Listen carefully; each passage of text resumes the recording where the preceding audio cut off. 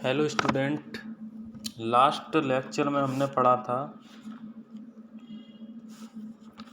Energy क्या होती है, classification of energy. I hope सबको अच्छे से समझ में आ गया हो।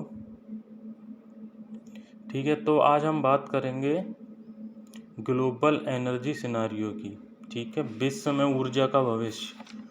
मतलब क्यों बात करेंगे इसकी? क्या आपके बच्चों को, उनके बच्चों को जो हम आजकल एनर्जी देख रहे हैं वो उन्हें देखने को मिलेगी कि नहीं? तो उसी का ये सब अनुमान लगाती हैं कुछ एजेंसियां हैं इंटरनेशनल लेवल पे। वो अनुमान लगाती हैं, रूल्स रेगुलेशन निकालती हैं जिससे हम फ्यूचर में एनर्जी को बचा सकें। ठीक है, तो हाल में ही क्या हुआ था, अंतर्राष्ट्रीय ऊर्जा एजेंसी मतलब इंटरनेशनल एनर्जी एजेंसी द्वारा जारी की गई थी एक रिपोर्ट जिसे बोलते हैं वर्ल्ड एनर्जी आउटलुक। ठीक है, क्या बोलते हैं? World energy outlook. उसमें क्या बताया गया था कि 2040 तक सौर ऊर्जा की स्थापित करने की क्षमता, मतलब 2040 तक जो सौर ऊर्जा है वो 495 गीगावाट से बढ़कर 3142 गीगावाट करने का अनुमान लगाया उस रिपोर्ट ने। मतलब जो आपकी इंटरनेशनल एनर्जी एजेंसी है उसी की एक रिपोर्ट निकलती है वर्ल्ड एनर्जी आउटलुक। ठीक है, उन्होंने आपका ये अनुमान लगाया था कि मतलब इतना बढ़ जाएगा सौर ऊर्जा की इस्तेमाल कि वो मतलब इतना नहीं, वो 7 गुना 10 गुना कहीं पहुंच रहा है उसका आज से यूज। मतलब 495 गीगावाट से कितना जा रहा है, 3142 गीगावाट तक पहुंचने का। तो इससे साफ साफ क्या दिख रहा है कि मतलब जो सौर ऊर्जा इन फ्यूचर में है वो उसका मजबूत विकास है। मतलब अनुमान अच्छा है उसका, मतलब सौर ऊर्जा डेवलपमेंट होना ही होना है। ठीक है, अब कुछ कंट्रियों ने क्या किया, जैसे चीन ने सौर ऊर्जा यूज़ करने के लिए सब्सिडी लगा दी। जो सौर ऊर्जा स्टेशंस खोल रहे हैं उनको सब्सिडी दे रही है वहाँ चीन की सरकार। मतलब अब तो गवर्नमेंट भी आपको मोटिवेट करने लगी है इस चीज़ के लिए कि आप सौर ऊर्जा का ज़्यादा से ज़्यादा यूज़ करें।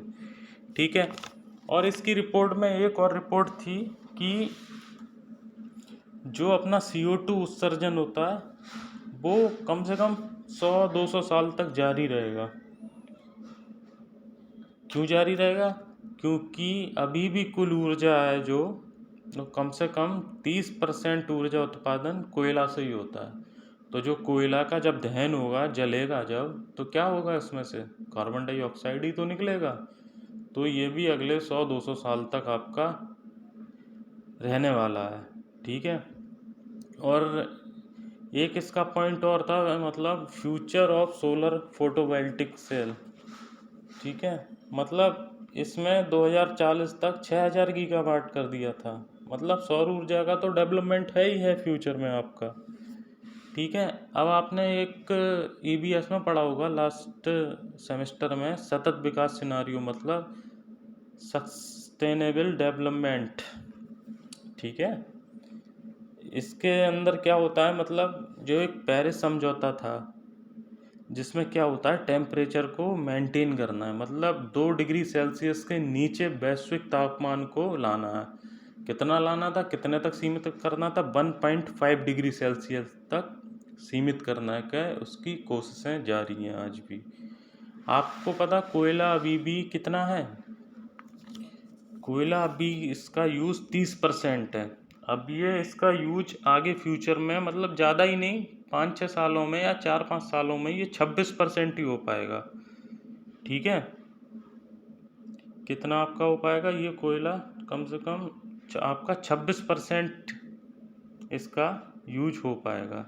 ठीक है, और बात करें अब इंटरनेशनल एनर्जी एजेंसी की। ठीक है, ये क्या करती है आपके, मतलब ये ऊर्जा की सुरक्षा कैसे की जाए, आर्थिक विकास कैसे किए जाएं, ठीक है, और पर्यावरण में जागरूकता कैसे लाई जाए, जिससे थोड़ा बैलेंस बनाने की कोशिश करती है ये एजेंसी। तो इसमें क्या, मतलब 30 टोटल कंट्रियां हैं, मतलब 30 सदस्य कंट्रियां जो हैं इसकी मेंबर हैं। और इसके 8 ऐसी कंट्री हैं जो सहयोगी, मतलब टोटल 38 देश हैं इस एजेंसी के पास, जिसमें से 30 सदस्य कंट्री और 8 सहयोगी देश हैं। ठीक, लेकिन 8 सहयोगी देश में एक अपना भारत भी है। भारत सहयोगी देश इसका कब बना? इसका भारत बना था 2017 में, मतलब 2017 में इसका भारत अपना सहयोगी देश बना था। ठीक है ना, आवाज़ तो अब क्लियर आ रही होगी आपको। अब बात हो रही थी इंटरनेशनल एनर्जी एजेंसी की। ठीक है, क्या हुआ था, इसको क्यों बनाने की ज़रूरत पड़ी थी हमें? एक बार की बात है, 1973 में मतलब तेल संकट आ गया था। उस संकट कैसे आया था, उसमें जो अपने ऑयल प्राइस थे ना, एकदम हाइक कर गए थे, स्पाइक कर गए थे बिल्कुल। ठीक है ना, तो मतलब इतना ज़्यादा उसमें प्रॉब्लम हो गई थी, लोग यूज़ नहीं कर पा रहे थे।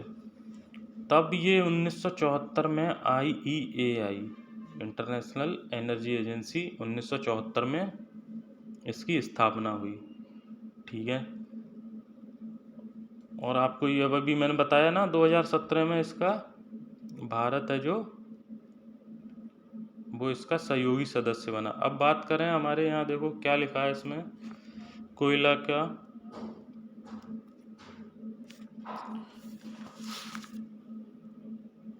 तो देखो आप, इसमें भी यही लिखा है, कोयला जीवाश्म ईंधन का एक रूप है जो वनस्पतियों के कारण बनता है। वनस्पतियों के कारण कैसे बनता है, मतलब ये 100 वर्षों 200 तक अंदर ही वनस्पतियाँ दबी रहती हैं, इनके थ्रू ये आपका बनता है। मतलब आगे भी इसमें लिखा हुआ है, इसको बनने में हज़ारों वर्ष लग जाते हैं। ठीक है, और जिसके आधार पर इसमें ये भी लाइन लिखी है कि कह सकते हैं कि कोयला 6.9 इंटू 10⁶ से 11.8 इंटू 10⁶ मीट्रिक टन है। अभी ये इसकी अनुमान बता रहे हैं कि आपके पास अभी कितना है। ठीक है, इनमें से किस किस के पास है, जबकि रूस, चीन व USA में लगभग 70% विश्व उत्पादन का सुरक्षित भंडार है। देखो ये लाइन लिखी है इसकी, जो ऊपर ये लिखी है, ये वाली लाइन दिख रही है आपको। अमेरिका में लगभग 70% विश्व उत्पादन का सुरक्षित भंडार है। अब इसमें एक लाइन बहुत अगली इंटरेस्टिंग लिखी है, जैसे एक महाजन सूद के रूप में ब्याज लेता है, फिर ब्याज चक्रवृद्धि दर से लेता है, ठीक उसी प्रकार से कोयले की खपत भी इसी ढंग से बढ़ रही है। चक्रवृद्धि ब्याज जानते हैं, मतलब ब्याज के ऊपर ब्याज। तो ऐसा ही इसका यूज़ डे बाई डे बढ़ता ही जा रहा है, बढ़ता ही जा रहा है। तो अभी तो इसका यूज़ 30% तक हो रहा है, लेकिन कोयला कम भी होता जाएगा और इसका यूज भी कम होता जाएगा, क्योंकि ज़्यादा गवर्नमेंट अब मोस्टली प्रमोट करने लगी हैं सौर ऊर्जा, वायु ऊर्जा को। तो इसका एक अनुमान है कि 2026 तक ये 26% आ जाएगा अपना। ठीक है, अब ये क्यों पढ़ने की ज़रूरत होती है, अब एनर्जी बढ़ रहे हैं तो एनर्जी का कैसा क्या रहेगा, प्रेजेंट क्या था, पास्ट क्या था, फ्यूचर क्या था, तो इस हिसाब से आपको इसमें देखना पड़ेगा। अब देखो एक एक ग्राफ बना है इसमें, एक साइड इसकी जो वर्टिकल है उत्पादन दर है, ये आपको दिखाई दे रही होगी। उत्पादन दर है ये किस में होती है, मीट्रिक टन में होती है। ये 1000, 2000, 3000, 4000, 5000 ये मीट्रिक टन में है, और ये आपके नीचे दिए हैं ये ईयर है। ठीक है, ये 1800, फिर 1840, ये 40 साल के एक एक बॉक्स हैं, ये आपके 40 साल के बॉक्स हैं। अब देखो 1800 में, मतलब इसके हिसाब से कह सकते हैं कि 1800 में इसकी शुरुआत हुई होगी।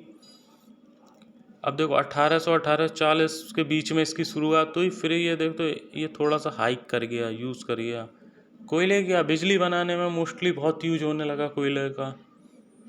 ठीक है ना, फिर छोटे छोटे इंडस्ट्रियों में भी कोयले की वजह से हीट करने लगे, लाइट बनाने लगे मोस्टली। फिर ये देखो और उठ गया फिर। ठीक है, और ये जो दिख रहे हैं ना, ये ज़्यादा जो बहुत ज़्यादा बैरी हुआ है ऊपर नीचे, इसका मतलब इस टाइम पीरियड में क्या हुआ होगा, 1920 से लेके 1960 तक क्या हुआ होगा, आप गैस लगा सकते हैं। कि ये बार इसका यूज कम आया, फिर बढ़ा, यूज कम आ गया। मतलब इस टाइम इन लोगों को कोई दूसरा सोर्स मिल गया होगा, चाहे इन्होंने पानी पकड़ लिया हो, पानी से बिजली बनने लगी हो, चाहे और भी चीज़ों से सोर्स इनका जुड़ गया हो, या ये लोग ऑयल का यूज़ करने लगे हों, पेट्रोलियम और ये इन सब सारी चीज़ों का यूज होने लगा होगा। लेकिन फिर आगे जाके ये देखो कॉन्स्टेंटली ये लीनियर बढ़ गया है। मतलब कोयला के तो इतने रेट एकदम से हाइक नहीं हुए, पर और जो एनर्जी सोर्सेस थे उनके रेट हाइक हो गए। आज देख लो पेट्रोल डीजल किस रेट पे है अपना, तो देखो 1960 से 2000 तक कितना ये हाइक चला गया है। तो ये आगे बताया जा रहा है अगर आगे भी होता तो ये आगे आपको खपत इसकी कम नज़र आती, क्योंकि इस पे गवर्नमेंट भी अब कंट्रोल कर रही है, कम से कम यूज हो।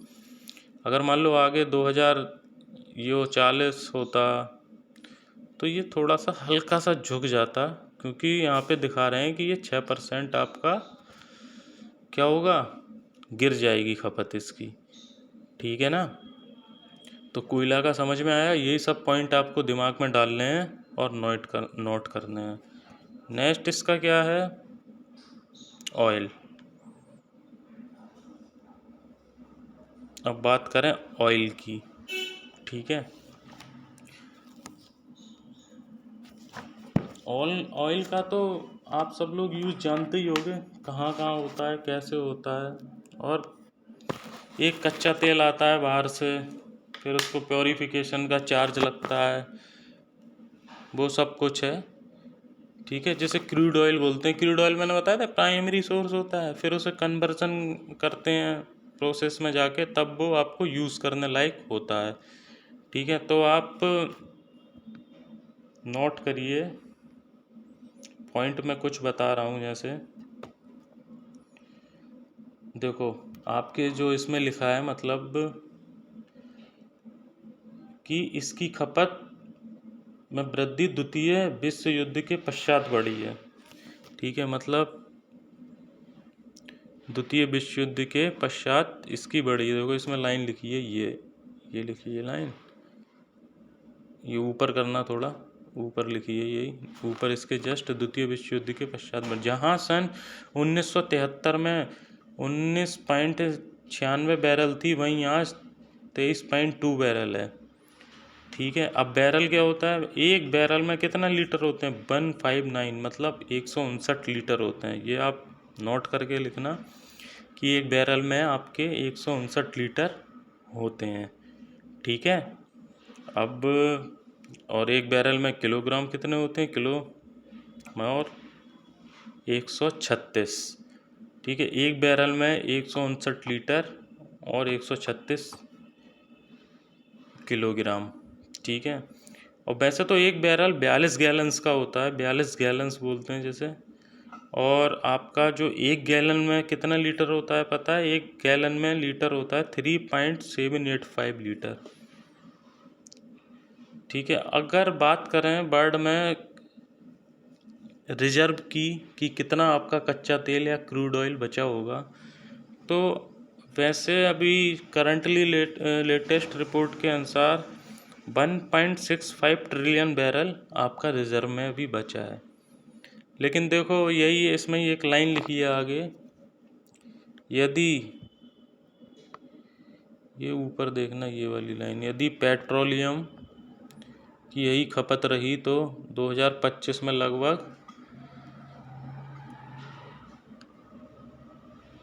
समस्त तेल के भंडार रिक्त हो जाएंगे।